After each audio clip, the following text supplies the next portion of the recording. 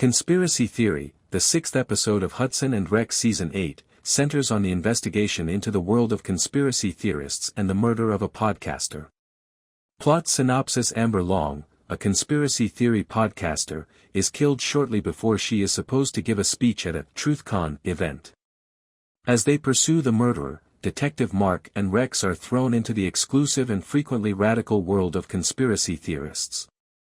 As a result of their inquiry, they learn that Mark's previous commanding officer, who is currently dealing with PTSD, is one of the convention attendees and a possible person of interest. In the end, the crew finds the genuine murderer because to Rex's special bond and friendship with the elderly soldier. Note: Mark has taken the place of Detective Charlie Hudson in Season 8 due to the departure of the previous lead actor, John Reardon. In the Hudson and Rex Season 8 episode, Conspiracy Theory, a more thorough examination of the storyline shows a case that Detective Mark takes very personally. Detailed narrative. Amber Long, a well-known conspiracy theory podcaster, was killed only hours before she was scheduled to give a significant and potentially explosive address at the TruthCon event. Detectives Mark, Sarah, Jesse, and Superintendent Donovan are thrust into the peculiar and frequently antagonistic setting of the convention, where distrust of authority, including the police, is the standard. The team discovers as the investigation goes on that Amber intended to reveal a specific, plausible plot rather than only broad beliefs. Other notable individuals at the convention are among the initial suspects, including were notable attendees of the event, including Frank Sharma, the organizer, and Jocko, who was getting ready for Amber's speech. The plot takes a major turn when Mark recognizes one of the guests, his former commanding officer.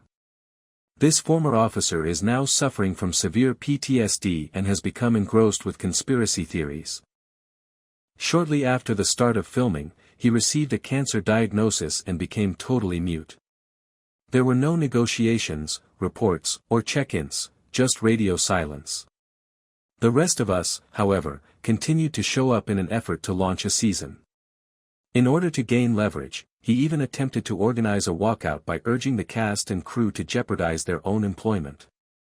The production team was already under a great deal of emotional strain, attempting to keep the whole show together while lamenting the death of a cherished co-star, the dog. Additionally, let's quit romanticizing his relationship with the dog. He wasn't a dog lover, which has long been known on the set. Even the green room was off-limits to the dog.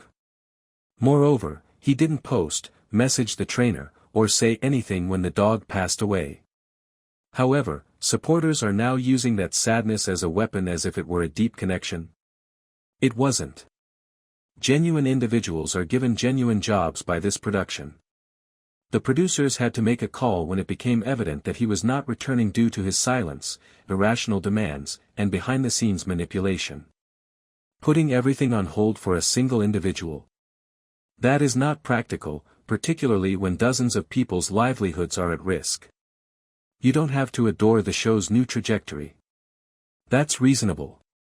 However, sending hate mail, branding individuals, and accusing the crew of betraying someone? That isn't advocacy. That is a delusion. People who were present will tell you the same tale if you ask around. Moreover, people who were present will tell you the same tale if you ask around. If you're wondering why neither the cast nor the producers have spoken publicly, it's not because they're hiding. They're taking the high road, which explains why. There are legal considerations. The staff has opted for professionalism over messiness on the internet, out of respect for the show, the viewers, and yes, even his legacy. Despite what is suggested.